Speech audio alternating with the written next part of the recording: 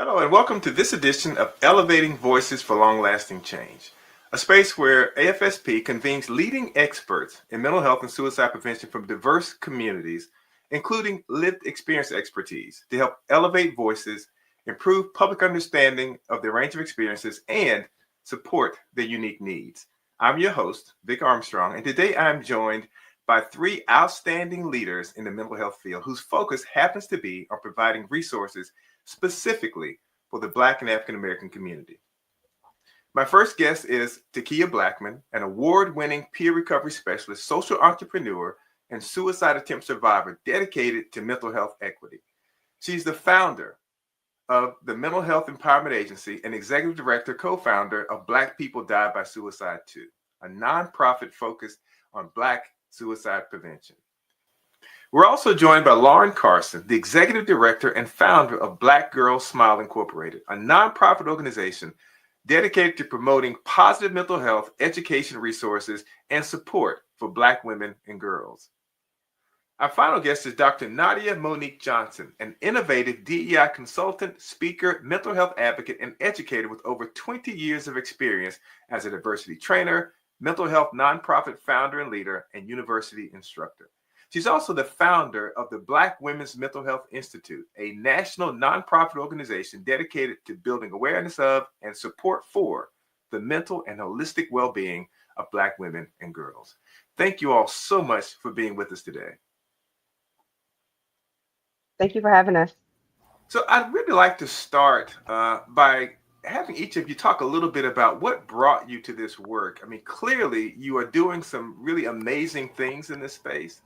But what is it? What was your motivating factor for doing the work that you do? And Takia, if you don't mind, let's start with you.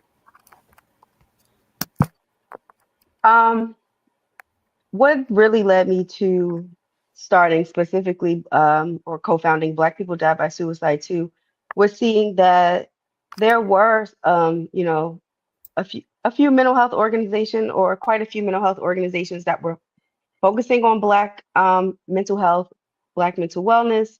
But I really didn't see any organizations focusing specifically on Black suicide prevention. When COVID happened, we saw that there was more conversation surrounding mental health. More Black people were talking about mental health, but no one, suicide was often omitted from the mental health conversation. And so, because I am a suicide attempt survivor, because I lost my 13-year-old cousin to suicide, and it was something that I've struggled with since middle school, I knew that, and then also seeing the numbers increasing for Black suicide, particularly among Black youth, that's what really compelled me to present this idea to my co-founder, initially starting it as a podcast just to have conversations surrounding Black suicide prevention. Um, and of course, that's really what led to founding the organization because more people in the community were saying there's so much more that can be done because it's something that's needed.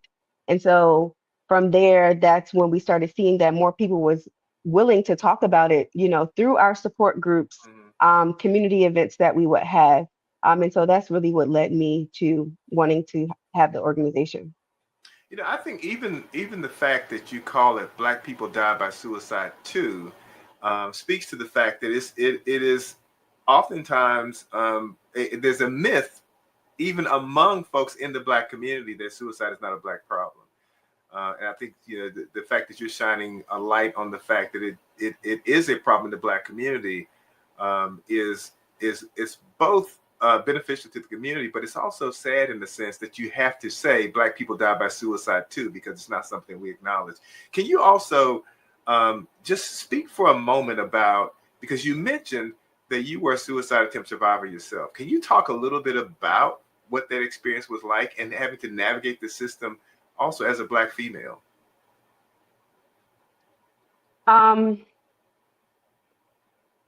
So it happened almost 10 years ago.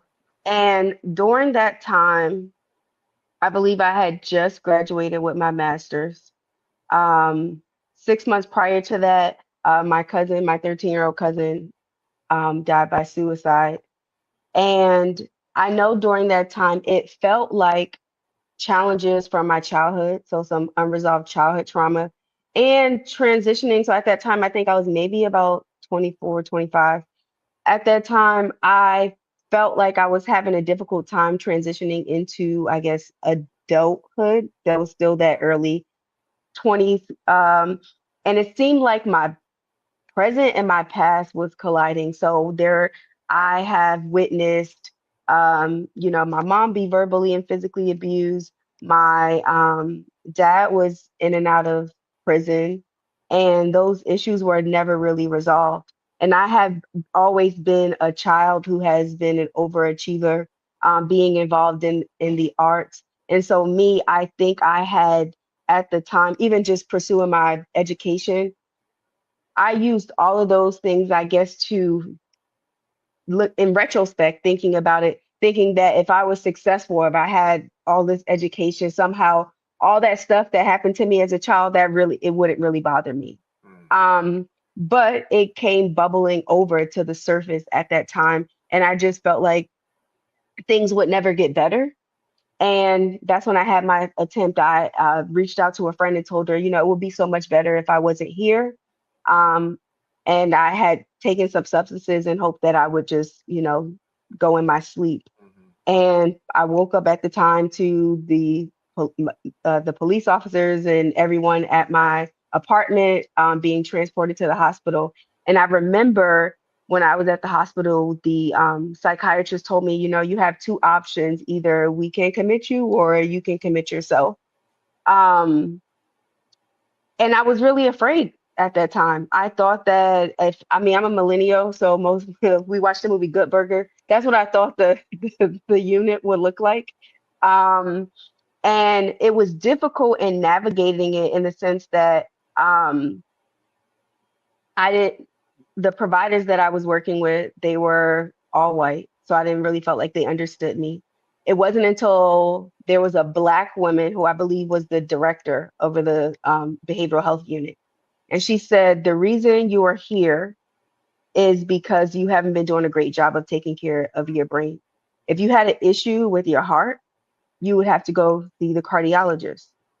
And so she said, it doesn't matter how educated you are or how successful you are. If you do not take care of your mental health, do not take care of your brain, then that's why you're here. And I didn't understand it in that moment. But as time progressed, I realized like, oh, I do. Just like I have to take my inhaler if I have an asthma attack, I have to treat my mental health the same way. And so working with her, and I would say that even having a Black therapist, I've seen a big difference in my mental health, because sometimes I would felt like when I would speak to someone who wasn't Black, I was talking another language, and it discouraged me from wanting to continue treatment. Well, thank you for sharing. I appreciate your vulnerability in sharing that, and I'm sure I echo the sentiments of our panelists here and everyone who's listening today when we say we're glad that you are here, and just thank you for sharing your story. Laura, let's go to you. Tell us about what brought you to this work. Thank you for the question, Vic, and thank you, Takia, so much, like Vic said, for your vulnerability and sharing a little bit about your story. Similar for me, I struggled with mental health challenges and mental illness starting around the age of 15. I had 2 suicide attempts at the age of 19 and 20. And after my second suicide attempt, I realized that I was exactly where I needed to be. And what I mean by that is similar to Kia's experiences. I wasn't really seeing people who looked like me, treating individuals that had suicidal ideations and suicide attempts in psychiatric institutions and hospitals. And even for me, after my first suicide attempt, I think everyone was kind of asking, and even at times doctors asking, because there is a lot of stigma associated with mental health challenges within the Black community particularly. And some of that, I think too often when we think about stigma, we talk about stigma as those that do not identify as Black. But there are stigmas that we have associated with mental health challenges and suicidality even within our own community. And I was a person who, I was playing D1 basketball. I had grown up in a pretty good neighborhood. Both of my parents have graduate degrees. So a lot of people were asking, like, what do you have to be depressed about? Like, what do you have to be sad about? But in fact, mental health challenges had run in my family, and that was not something that we readily discussed. I knew, people had other health challenges, but mental health was not something that we readily discussed in my community and also within my family. So after my second suicide attempt, I decided that I had to do something different, that I didn't want to go in and out of a hospital, that I didn't want this to be my life day in and day out, and, kind of just getting to the next hospitalization. And with that, I took a semester off of school. I went to group therapy, individual therapy, psychiatrist. And what I encourage people, I was in a small town in Virginia, and there were not Black therapists for me to see, but you have to seek help. While I would say all of us here advocate, if you have the opportunity to see someone who looks like you and can understand your experiences, and that is the best route for you, definitely go that route. But I also encourage people, if you are struggling with your mental health, you need to see somebody. And that's what I had to do. After really focusing on my mental health and well-being and realizing that that was a minute by minute, second by second thing that I was going to need to do for the rest of my life, I graduated from undergrad, moved to New York, and I was working at a financial tech firm and was honestly just volunteering, and was volunteering at Bellevue's inpatient ward focused on youth. And what I was really struck by, and this is 2011, is that there were so few initiatives focused on early intervention and prevention. Mm-hmm. It felt like the mental health and behavioral health space was so focused on treatment and recovery, that there were so few resources to not get us there.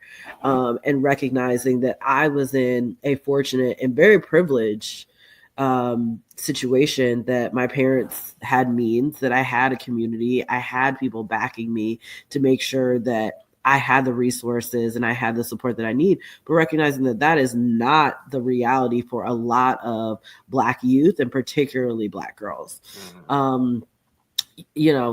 Being candid, kind of starting out, if I could have casted a wider net, I probably would have, but I was told and appreciate this advice very early on, is focus on a demographic group that you're proximate with. And that's something that is really starting to become more commonplace, particularly in the mental health nonprofit spaces, to be really proximate with your community. Meaning I was and am able to recognize the unique challenges of being a Black girl struggling with mental health challenges, and just being a Black girl, and how that just being in the US impacts our mental health. Not every Black girl has a mental illness, but every Black girl's mental health is impacted by just being in the US and navigating these systems that we have in our nation.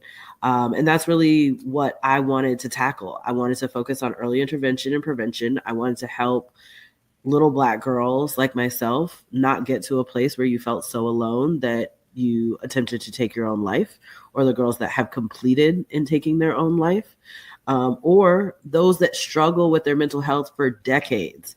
That is so common in our community, that you hear from our elders, from our ancestors, that they struggle with depression or anxiety or PTSD and bipolar, real mental health challenges, not for a year, not for 2 years, but 30 years, 40 years, 50 years. And I wanted to make sure that that is not the reality for Black girls today. And that's really why I started the organization and why we still do what we do today. Thank you so much for sharing that. And again, thank you for your vulnerability and talking about, your own challenges. I think it means so much to people when they hear people who they look at you and they say, you know, you're a professional, you're running your own organization, and to hear you talk about your own challenges and own struggles, I think it really resonates with people. So thank you for that as well. Dr. Nadia Monique Johnson. Hello. Hello. How are you? Oh, I am fine. Yes, your question. Would you tell us a little bit about what brought you to this space and what motivates you to do the work that you do? Absolutely. First of all, I just want to say how much I appreciate being in this space with each of you, because I follow all of your work and I have for a long time. I appreciate the impact that you're making in the space of mental health. So anytime I get to be around kindred spirits like y'all, makes me very happy. So I'm very happy to see your faces and be able to be a part of this conversation. So coming into the work of the Black Women's Mental Health Institute, it was certainly not something along the lines of my career trajectory or the plans that I had for myself. When I was in grad school, I did my doctoral research on the experiences of Black women and girls in the university setting. And I was really interested in just knowing what their experiences were, getting a sense of how universities were supporting them, how they could strengthen their supports where they may be lacking. And I kind of went into it with this idea of, I'm going to be a university president one day. You know, if I use this to create systems at a university that have impact and I can collect data off of that, that's going to be great. A couple of things happened. First, I used critical race feminism and Black feminist thought to frame my study, because I didn't just want to talk about mental health in the behavioral sense. I wanted to talk about it in regards to social issues and how those have an impact on mental well-being. So specifically, I wanted to look at how racism and sexism impacts the mental health of Black girls, and then doing that within the setting of a university. Another thing that happened is that I was heavily discouraged. Like, I had a ton of faculty that were like, you don't want to go this route. This is not what you need to do. You're not going to find the number of research participants to do this. There's too much stigma in the Black community to do this. No one's gonna talk to you. And then I got, implicit biased racist comments of, well, you're so smart. You could really focus on something else. Like, I don't even understand why it's almost like a waste of your talent. You should go into law. Those kind of things. And I'm like, well, let me tell you, the reason I'm doing this is when I look at books and I look at studies and I look at research, what I don't see is anything that focuses on Black experiences. So since it doesn't exist, I'm going to go create it because I feel like it's needed and necessary. So I said, I'm going to do it. I fought for the study. I finally got approval for the study. When I opened the search for participants, I was inundated. And I think my faculty panel, they were surprised. I'm like, well, you don't know Black people. And that's why this study is necessary, because the study was confined to Black women who were enrolled in a university setting, right? I was getting calls from Black women all over the city. I was getting calls from faculty and staff. I was getting calls from men. I was getting calls from alumni. I said, there are a ton of Black people out here that not only do they want to talk about their mental health, they're looking for resources. So once I started collecting data, what I also noticed is that a lot of young women were not utilizing their counseling center. And a lot of that had to do at the time because there was no Black representation in those counseling centers, or there were extremely long waits.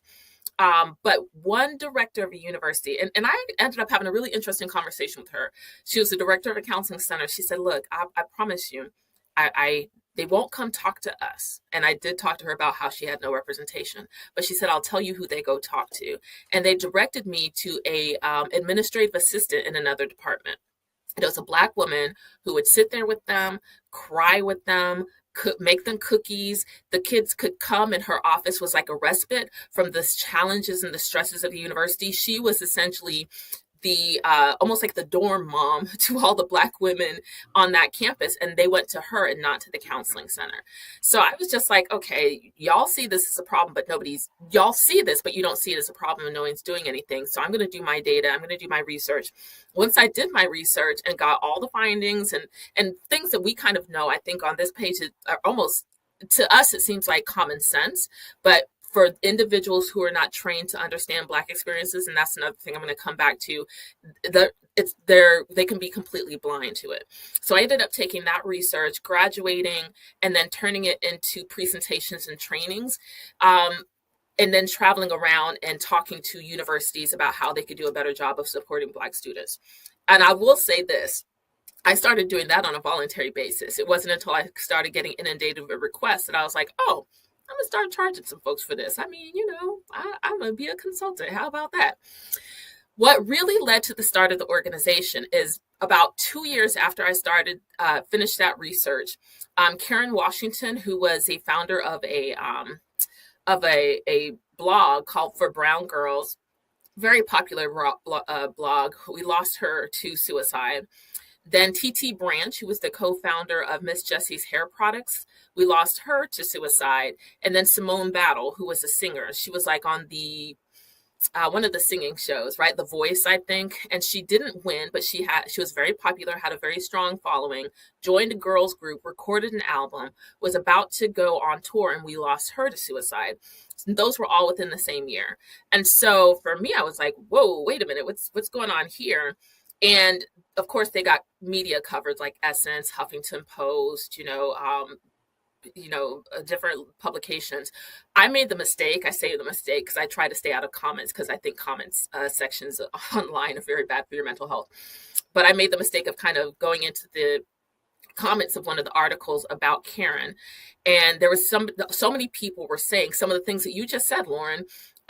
They were so educated.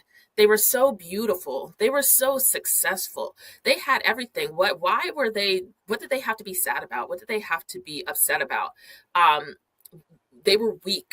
What a waste of talent, those kind of things. And I thought, wow, that's horrific. What do you think mental health looks like? Like, I think sometimes people think of mental health as someone who's not capable of going about life. But if it's really if it's 1 in 4, 1 in 5, depending on what data set you're using, it's literally everyone. So it could be a professor. It could be the first lady of a church. It could be someone who's unhoused on the street, but it's not always going to be that. It's different type of experiences. And we need to make space for everyone to be vulnerable and transparent enough to acknowledge that they need those supports. And one of the comments also said, there was an article written about Karen, and the journalist said, the problem with Karen is, Karen will always be remembered as a martyr. The problem is that we don't need anymore. And that slapped me in the face because in my research, I used the concept of martyrdom. And again, coming out of Black feminist thought and critical race feminism, is this concept that Black women are socialized to be of service to everyone else while diminishing and turning a blind eye to the things that they need for themselves. So they do that to their own detriment, and ultimately leading to them being martyrs. Like, they martyr themselves in service of everyone else and not taking care of themselves. When I saw that in the article about Karen, it hit me in the chest, and I said, you're absolutely right. No more martyrs. And I started, what wasn't really it wasn't a nonprofit. It was a Facebook page. I just started a Facebook page and started having these conversations, posting articles, this was way before Facebook Live. So doing webinars and some other things. And we got a following. That following ended up being a lot of clinicians who say we're not trained to talk about this. We're not trained to understand Black experiences. We're not even trained to understand anything related to cultural responsiveness. And I was like, well, that's great. I'm not a counselor. So let me figure out how we can merge some of the things that you feel like you need to know along with my information. Then we started getting a lot of following from people who were looking for services, and they were coming from everywhere. I would say around the world, because we had a lot of Canada, a lot of Brazil that were tuning into what we were doing on Facebook, and a lot of UK. And I was like, well, I'm in Alabama on my laptop. So I don't know how this is going to look to connect you to services, but I can certainly try. So we started connecting with counselors in those places and asking, hey, can you provide maybe some pro bono counseling over here, over there? That turned into a larger ask to do some more work. At this point, for me, this was just a hobby. I was just doing this because I had an interest, but I eventually turned it into a nonprofit called No More Martyrs. And I'm going to shorten this because I feel like our story is so different and so long. But essentially, once we started No More Martyrs, we started doing affinity support groups for Black women. We started doing community awareness work. We started training clinicians on how to provide care to Black women and girls. And we did that for quite a while. And then in 22, we got some funding to actually start a pilot program where we would provide free counseling. And we piloted that in Alabama, which has historically ranked 50th in the country for mental health care access. When we made that launch, we rebranded ourselves as the Black Women's Mental Health Institute and kept No More Martyrs and made it a sister support collective. So we still do programming under the name No More Martyrs, and No More Martyrs is now housed within the Black Women and Girls Institute, or Black Women's Mental Health Institute. And so that's where we are right now. And what's happening with that free counseling program is in less than 2 years, we've provided over 5,000 hours of counseling. Wow. We've reached half of the state. Our wait time is roughly 7 to 10 business days. We have a clinician and training program that's built into that free counseling program. So we are now in partnership with over a dozen universities where students come to us in their graduate programs and fulfill their licensure degrees. So on the flip side, we're providing this care, but we're also increasing the number of Black and culturally competent mental health clinicians to build up the workforce, because as was also mentioned as well, Takia mentioned this, is that it's very hard to find a Black clinician, and it's very hard to find a clinician who's trained to understand the Black experience. So we're working on that too. So that's kind of the bulk of what we do. I appreciate you doing this discussion in July as well, because we have a national conference that we do every July. It's called the Mental Health Equity and Liberation Summit. And specifically, we launched that in July because May is inundated with mental health work, but there is not a conference that talks specifically about mental health in the sense of equity and liberation. Thank you so much for sharing that. You all talked a lot about some of the challenges that are unique to the Black community, but also specifically to Black women. So I'd like to ask you kind of a two-part question, because Lauren, you also, and I want to start with you, Lauren, because you also talked about starting work with a community that you have proximity to. And so I have kind of a two-part question. One is, what are some of the unique challenges around navigating mental health resources and your own mental well-being for Black women? But also, I'm curious, are there additional challenges when you are working with a community that you're so close to and that you share so many characteristics with? So if you don't mind, Lauren, we'll start with you on that question. Thank you so much for that question. So there are a multitude of unique challenges that Black women and girls specifically face when it comes to mental health, and specifically mental health access, right? Let's start with things like adultification and parentification. These are two experiences that are really hyper unique to Black girls. It's definitely something that we see in other minority groups, particularly female or femme minority groups, but something that's very specific to Black girls, meaning that with adultification in school settings, more likely to be expelled, detention, have adverse experiences with educators or school professionals for some of the same actions that their peers are engaging in, but Black girls are seen as older. They are seen as louder. They are seen as too much, right? And that then feeds the school to prison pipeline. But, we're focusing today specifically on mental health, right? But then we also see things around parentification. And that to me is actually a very unique phenomenon.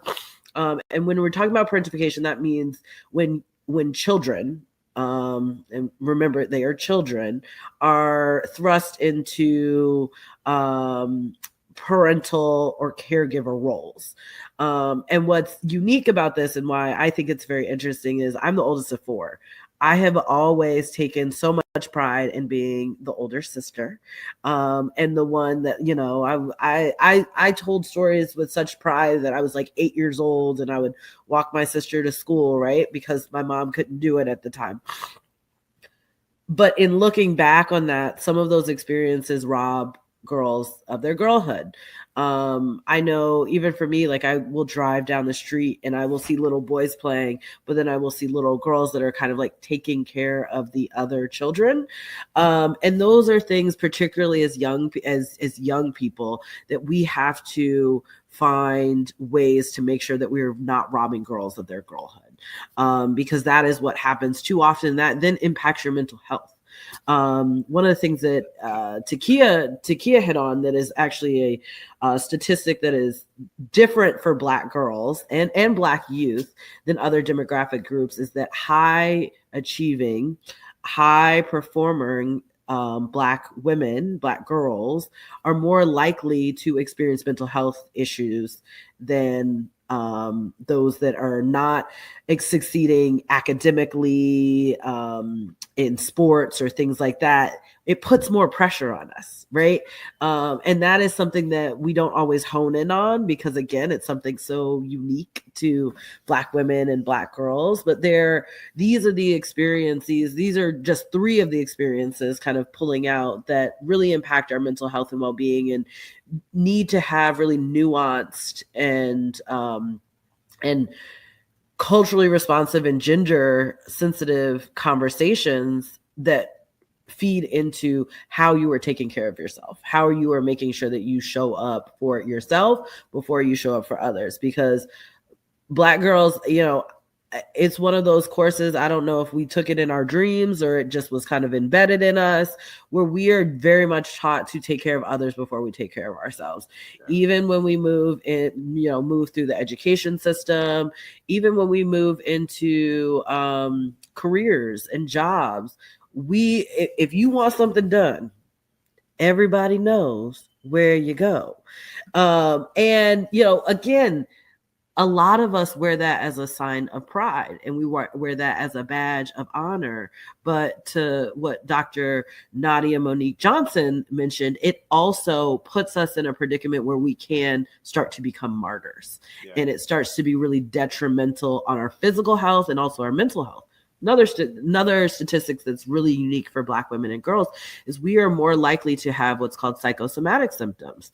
We are more likely to experience gastrointestinal issues, headaches, back pain, muscle aches. We really manifest our stress and our trauma and our anxieties in our bodies.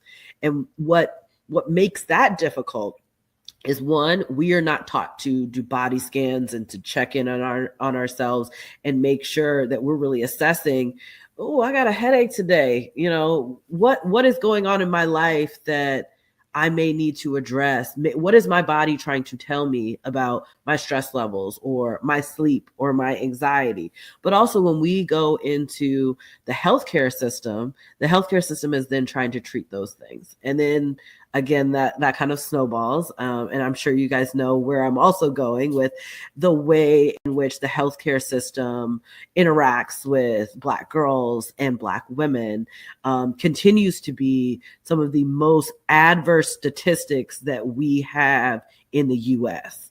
Like Black women and girls die interacting with our healthcare system. And that is devastating. Utterly devastating that, you know, you hear about Serena Williams, you hear about Beyonce. Y'all don't believe Beyonce when she's experiencing issues. Like the fact that Black women are seen as strong and resilient. We are those things.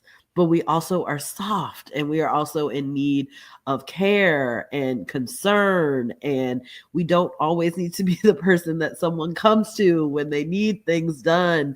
We've got to teach others to do things yourself. But I digress there. But I hope that in sharing some of these experiences, and there are statistics behind all of them. Like, no worries, y'all. There are statistics behind all of them, albeit, you know, a lot less research than should be available on some of the things that I mentioned, but these are things that we've got to start to tackle.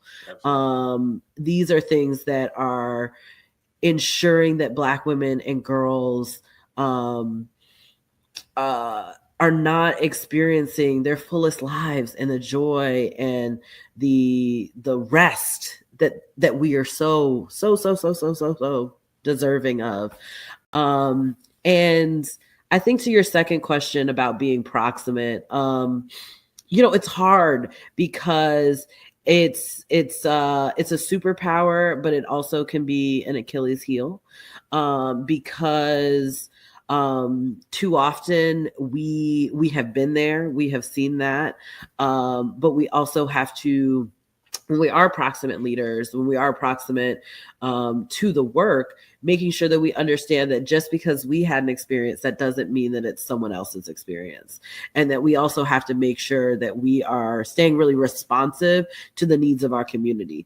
Like when I started the organization, I was 22 years old. So I could definitely still say I was a girl. Now pushing up against 40, that is another unique thing that I love about being a Black woman, is that we can always say that we are Black girls, but making sure that I as a leader am staying really, really responsive and making sure that we are adding in, not just saying that we are youth serving, but having youth and young adults really involved in the work that we're doing, making sure that just because I am proximate, just because a lot of my team is proximate, that we are still making sure that the community that we intend to serve today is involved in the decision making. And then I would say the last thing, I would probably argue that Dr. Nadia Monique Johnson and Takia would agree, is that what we find in our work as well is that there's inherently a lot of empathy, there's a lot of understanding, and there's a lot of concern.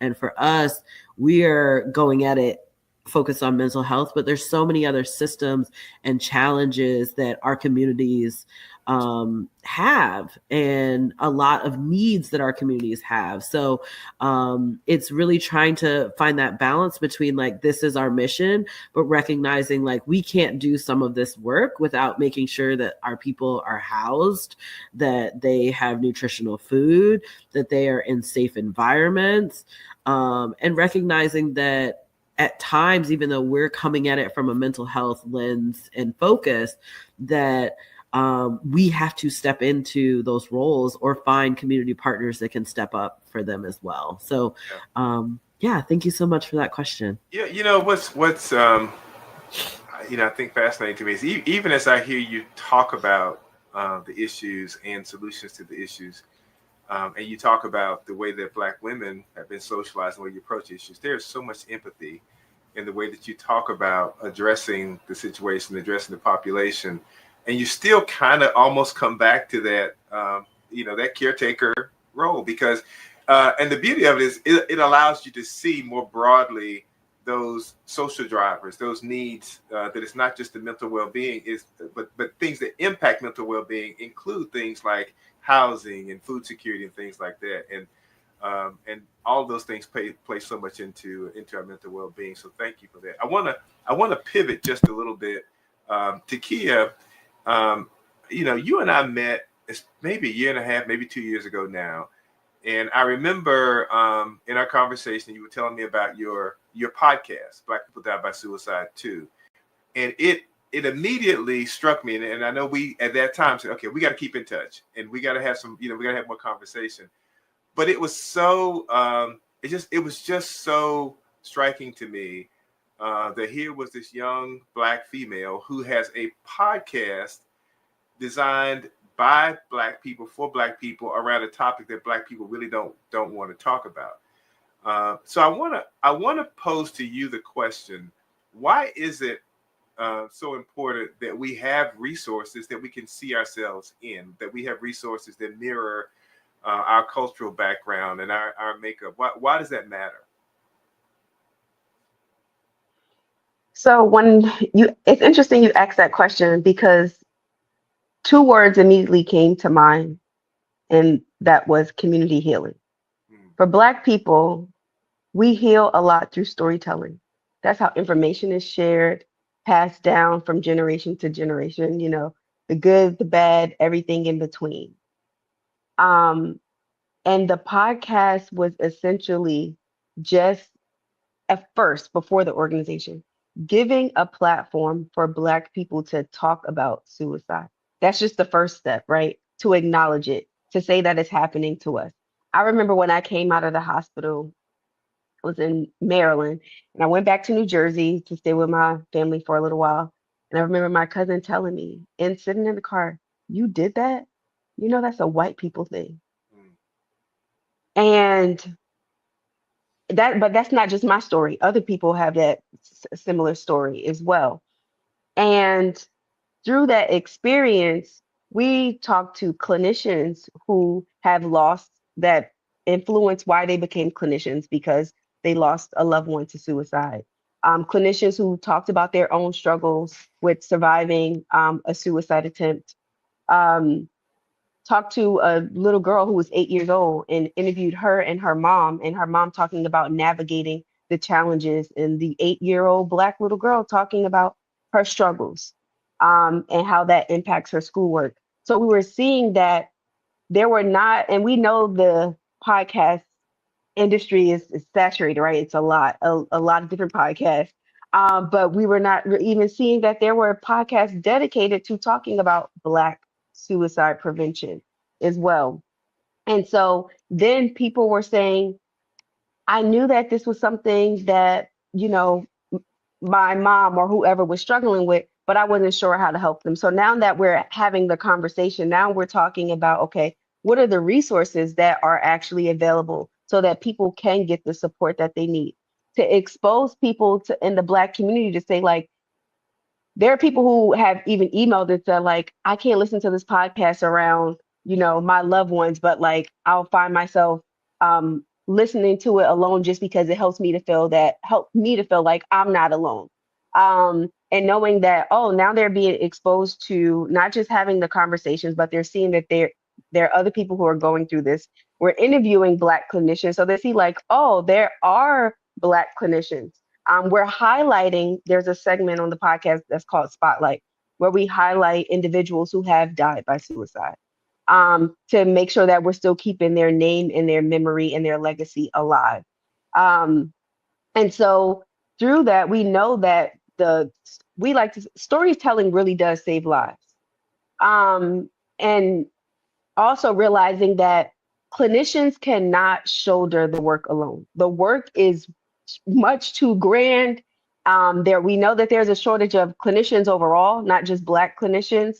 And so we started seeing, okay, that's a perfect place for in terms of the podcast, but even intersecting that with peer specialists, because I'm a certified recovery specialist as well as registered peer supervisor. And many Black people, when we would interview them on the podcast or people who would reach out to us, they didn't even know what peer support was or what that actually looked like, knowing that we have been doing that in our community forever. We may not have an actual name for it, but you think about Black women when we're going into the hair salon, Black men when they're going into the barbershop, that's all peer support. And so even making sure that we're providing these spaces for Black people to say, not only am I struggling with my mental health, but I'm struggling, and we often hear people say, like, tell people it's okay to not be okay. But the caveat to that is also saying, I'm not okay, but I also don't want to be here. Giving people the opportunity in the space to actually say that.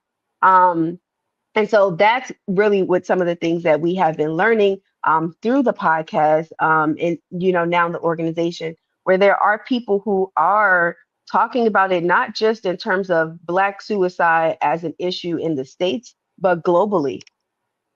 We have presented at a conference in Panama City, Panama. There are Black people there. 80-year-old woman came up and was talking about her experiences, kind of going back to what Lauren was ultimately saying, people struggling for decades and not really having that opportunity. And so that's why it's so important that we have the conversation, but also providing those spaces. And a lot of times we'll say, like, well, this is a safe space. It's important to consider that we can, especially, we can't, it's not enough just to say that the space is safe, right? We have to ask people in the community, what do they need in order to feel safe? Because just saying it as a blanket statement doesn't necessarily make it safe. And that's something we have also been finding in through our support groups. Before we even go into any particular topic with leading the groups, we'll ask them, and before we move forward, we have our comfort agreement. What do you need in order to feel safe?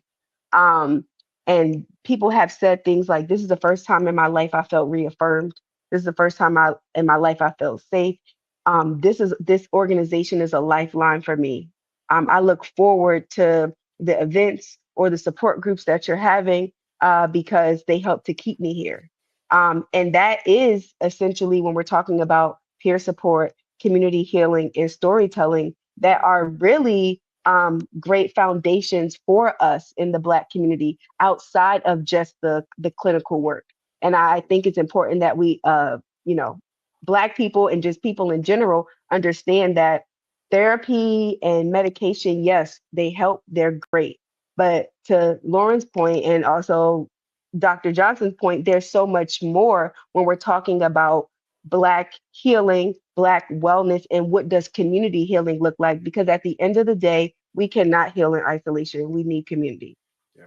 I love the fact too that you started with community healing, because I think that, historically, and you touched on this, as Black people, community has been so important to us, and the storytelling aspect has been so important to us. One of the things too about the story, the Black story, that I think people also don't necessarily know or don't think about is when we do look at suicide in the Black community and suicide in general, one of the groups currently that has one of the lowest demographics, one of the lowest rates for suicide is older Black women. We don't fully understand why. We have a lot of thoughts and ideas as to why, but we don't fully understand why. But one of the things that, I find a little bit disheartening is when you look at the other end of the spectrum, we're seeing an uptick in suicides among young Black girls. And so one of the things I keep kind of warning our community about is today, we do see these extremely low suicide rates for older Black women, but we have a generation of Black females coming behind them where we're seeing increases in the rates of suicide. And if we don't, as a community, recognize that and take ownership of that, we could find ourselves in a very different situation, 2 or 3 decades from now. So I think this conversation around community is such an important conversation to have. Kind of along those lines too, I want to, Dr. Johnston, I want to pitch this question to you. For people, and especially people of color, who may look around and say, I don't see enough resources for folks who look like me. I don't see myself in the resources out there. And they have an interest in being able to do something. Maybe they don't start an organization, but they want to do something that can support the mental well-being of the Black community. What advice would you give to someone who says, I want to do my part to help to improve mental wellness and reduce suicides in the Black community? That's a big question. Honestly, I think when individuals want to make some kind of contribution, when they want to build supports, they can educate themselves. Because I think sometimes when they lead with their heart, they do so with this idea that they know what those experiences are, when they really need to tap into individuals who have the lived experience and can share. I think how Takia framed it was beautiful. Like, what is going to make you safe? Before you jump into any kind of work and say, oh, I want to help, make sure that you understand and educate yourself, because otherwise you might jump in and do damage, right? You could do more harm than good. I also think that you could start by reaching out to organizations like ours, like the relationship and community that we've built with each other comes from us kind of building something from the mud and knowing that there's very few people who are talking about mental health in this way. And this is why we constantly find ourselves in the same rooms and able to support each other and speak life into to each other. So I think those are some of the things that people can do. I also think educating people from a perspective that doesn't always pathologize their diagnosis. Because, and what I mean by that is there's a whole disability rights movement and a CRIP movement that talks about the benefits of, well, I want to say the benefits, but it's just another part of a lived experience. This is just another part of a journey. I'll use myself as an example. I have high functioning, rapid cycling, bipolar 2, and adult ADHD, right? I like myself a lot. I'm not going to walk around like I'm like a feeble person who's incapable of doing things. I like the way that my brain is wired. I like the way I see the world. It is challenging at times. It's difficult. It's hard. I have ups and I have downs, but a lot of people do. I think if I walked around all the time and was telling, I think individuals who are not aware that you can live a happy, full life and have a real strong sense of self and still live with these diagnoses, they'll come and they'll just woo, woo, woo, it's okay. And they'll be talking to you the whole time like you're fragile.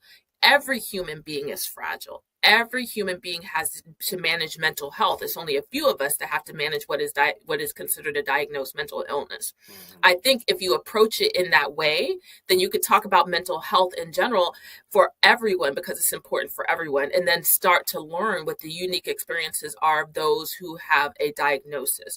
And I think the reason people pathologize that, and this is going into my training with medical professionals as well as mental health professionals, is the focus is solely on the medical model.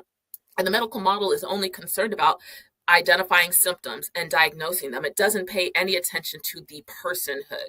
So again, going back to some of the statistics that we're sharing, like if you're not paying attention to the personhood of who you're treating, then you're only looking at the diagnosis, and it doesn't even give you the symptoms. That doesn't give you an opportunity to consider what your bias you might be taking into the space when you are treating someone. So I think for us, we take a biopsychosocial model because while there's a social aspect, and that's where community healing comes from. That's where you can incorporate things that are more so along the lines of Black traditional ways of healing, whether it's herbals, whether it's breath work, whether it's storytelling, whether it's just community support, meetings, those kind of things that are very unique to the Black experiences.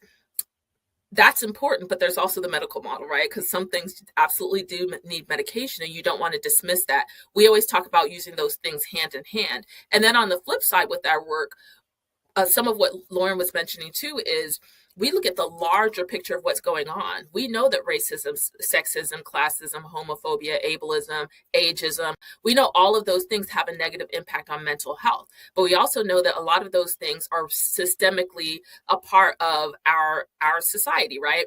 So you'll find us doing advocacy work. Yes, you can come get free counseling from us, but we can also go to your school and go to school board meetings and advocate for more equitable school settings for your children. Because if you're managing anxiety because your children are going to unhealthy schools, we need to fix the schools. We've gone to police cadet trainings, because if you're going to go out here and police communities, we need to make sure that you know how to de-escalate a situation when you come across someone who's managing a mental health concern. And we need to make sure that your biases are understood so you don't pull a weapon on a Black or brown person versus understanding that they need some medical intervention, which statistically we know is the case, because individuals who are Black and brown that go into mental health distress are more likely to be interpreted as being combative, and police aren't trained to understand what it looks like to de-escalate those types of situations.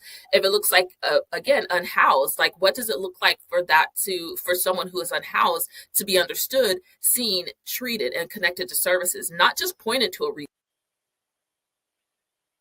psychosis or mental health concern. You can't give someone a pamphlet and say, okay, there you go, now go make sure you go see a counselor. You have to navigate that. Like, we are working on a community care navigation program. We can't just say, here, go to a website and log into counseling. We're working with individuals in the Black Belt. We're working with individuals who may not have access to sustainable and reliable Wi-Fi. We are working with older populations who don't even know what Zoom is and don't know how to operate their smartphones, right? So we can't just say, go get your resource there. We have to make sure we're tapping in communities and that we're trusted in those communities. That means that we're not popping up one time and then, okay, we'll see you again next Mental Health Awareness Month. We are literally going to church meetings. I jokingly say, I'm Dr. Nadia Monique Johnson, right? Because I am, right? But if I go to certain parts of rural communities, and if I lead with that, there are so many individuals that have talked about medical and academic professionals that have come into the communities, collected data, and left with unfinished promises of providing resources. So there's a lot of distrust too in going into communities. I don't always lead with who I am. I lead with, I just want to know who you are, and I want to know what you need. Much like what Takia said, I want to know, and I'll share some of I'm not going to ask of you anything I'm not going to give myself. I'm going to share my story as I'm asking you to share your story. And I'm not coming in with resources and saying, hey, I'm going to come help solve your problems. I'm saying, you tell me what your problems are.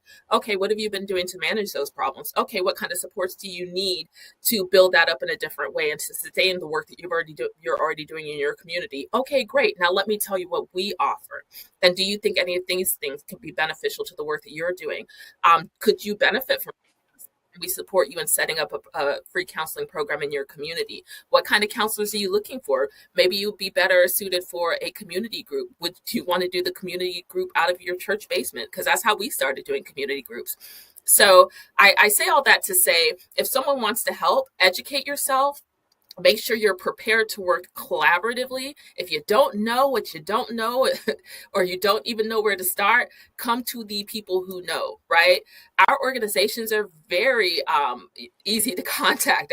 I would almost want you to reach out to some of us before you just go out there and say, hey, I'm going to, go talk to people because I want to help people.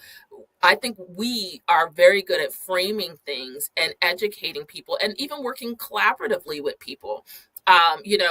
Lauren's nonprofit has been around. I feel like you've got 3 stages of nonprofit right here, right? Like Lauren's nonprofit has been around for a good minute, right? Ours is in the middle. We've been around for a little time now, but when we started, we were talking a lot to Lauren, like, hey, this is what we're thinking. I really want to do organization that talks about mental health for Black women, but I do want to talk about some of the social issues and how inequity impacts mental health, and I want to do these things and that. So she gave advice, we shared information, we collaborated on stuff, and then now here comes Takia, who's got this really great blog, and she's now reaching out, and we both talked. Learned about her blog, been very supportive of her blog. But then when she messed around and said she wanted a nonprofit, we were like, oh Lord, here we go, right? Because starting a nonprofit is not easy. But we were like, okay, sis, this what we doing? This really what we doing? Okay, cool. So now we're all together. So we've got someone who's very seasoned. We've got someone who's like getting there, right? I consider myself pretty seasoned. And we've got Takia, who's right at the beginning of this. And we can support each other in all of these things, share knowledge, and also want to be those resources and share that knowledge with community. So what I would say is, again, I'm going to shut down, is if somebody wants to do that work, educate yourself, make sure that you're doing it for the right reasons, make sure you're collaborating with people who are already doing the work and very knowledgeable about the work and also very passionate about sharing what they know. These are great ways of being involved. And I will also say that funding to Black women-founded and Black women-led nonprofits is scarce. So if you have the ability to support in that way, giving to any single one of our organizations or a plethora of other organizations that we collaborate with and that we're knowledgeable of is another great way of supporting this work. Yeah, thank you for sharing that. And I would say one of the things that I am really pleased about with AFSP is our focus on funding research by historically marginalized, regarding historically marginalized communities, but also by underrepresented researchers. So I think there are things we can all do in that space. I also just want to share, I think that the things that you just talked about and the things you've all talked about, this is part of the reason I want to have this conversation. And this is one of the things I love about Black women. You talked about this, even among the 3 of you, this sense of community and taking care of one another and making sure that you each have what you need and it's all for the greater good of the community. And this is what I love about Black women. This is why all of my providers, my physician is a Black female, my dentist is a Black female, all of my providers are Black females, because I know, number one, and my wife is a pediatrician, so I know, number one, that when I am trusting my care to a Black female, I'm getting someone who understands what it is to have empathy and to offer support and to be nurturing, which I appreciate. But I also understand what it took for that Black female to get to that point. So I know if I'm on an airplane, and if a Black female steps out of the cockpit, I know I'm in good hands, because I can only imagine what she had to go through to get in that pilot seat. And I think it's the same way when we think about clinicians, and we think about mental health providers, and we think about folks who are running organizations like you are. It really takes some fortitude with all of the challenges that you're going to face and all the things that are really meant to keep you from being successful, that you are not only in a place today where you are running successful organizations, but organizations whose total focus is on empowering and helping and equipping the generations of folks that will come behind you. So thank you so much for all that you do. And I just want real quickly, before we wrap this up, if you would each let folks know how to find your organizations. And Lauren, let's start with you. Thank you again, Vic, so much for creating this space for all of us to share a little bit about our work and our stories. You can find Black Girl Smile at blackgirlsmile.org. We're also on IG, Facebook, and LinkedIn. And sign up for our newsletter to get updates on all things virtual and in person. Thank you. Dr. Johnson. I will absolutely share that in just a moment. Could I give one, so one thing you say about Black women is that, we community and we call each other, we hold each other accountable, call each other in versus calling each other out. And I do just want to say one quick thing. And, I hope you receive this in the love that is being given, is throughout this discussion, you've used the word female, which is absolutely appropriate. But I do want to especially differentiate, because this is Pride Month and we're coming off of Pride Month, that female reserves itself to the biological distinction of male and female and does not fully encompass womanhood, right? And womanness, and other gender kind of inclusive ways of understanding what women are. And our work as a Black Women's Mental Health Institute is that we're open to all women. So that includes, every member of the LGBTQIA population. And we have done some projects around Black trans women and their experiences with mental health. We did some really great video storytelling projects. So I say that in full love and community, because I was like, what is happening? Like, what is something that's the sound of it is off to me a little bit. But it was only that. It was like, oh, I love the community that you've created in this space. I love the conversation that you've ushered in this space, but I also wanted to put that out there in love. So as you consider, other conversations that you have with women and Black women and all women, that you're mindful of that, because I wouldn't want someone who is trans or someone who, is non-binary or something to feel as though they're not a part of these conversations, these Black exchanges around mental health. And I want to thank you for making that point, because I think today more than ever, we find ourselves at a point where people who identify as LGBTQ are finding themselves really being challenged. Their humanity is being challenged and erased in a lot of senses. And the last thing that we want to do is to make anyone feel like they are not seen. So thank you so much for making that point. Thank you. And also, thank you again for this invitation. Thank you for giving me opportunity to be in community with all of you. And if anyone wants to learn about the Black Women's Mental Health Institute, you can visit our website. It's bwmhi.org. You can go to any of our social media platforms, LinkedIn, Instagram, Facebook, TikTok, what have you, and tap into some of our programs. Our next biggest program is the Mental Health Equity and Liberation Summit. We host that in historic Birmingham, Alabama, and that'll be taking place on July 17th this year. So if you want to attend that, send me an email. You can send the email to the org, info@bwmhi.org, and we can make sure that you are a part of that as well. So thank you again. Thank you. Takia, bring us home. Yes, you can learn more about Black People Die by Suicide 2 at Black People Die by Suicide 2, TOO.org. And we are on Facebook, we are on Instagram as well as LinkedIn. Vic, thank you so much for this opportunity. It has truly been a pleasure over the past 2 years where I met you initially at NatCon, and we've stayed in contact and worked on a few things together. So thank you so much for just always being so supportive and including me. And also thank you to Dr. Johnson as well as Lauren, because I have cried on the phone with Nadia a lot. Okay. So Nadia has been, Dr. Johnson has been a huge support. I have talked on the phone with Lauren about doing certain things. So just thank you to both of them as well for being in community, because sometimes I have often felt alone in the journey of, starting a nonprofit. So I'm really grateful for you as well. Well, thank you so much to Kia Blackman, to Dr. Nadia Johnson, to Lauren Carson. Thank you so much for being a part of this conversation today.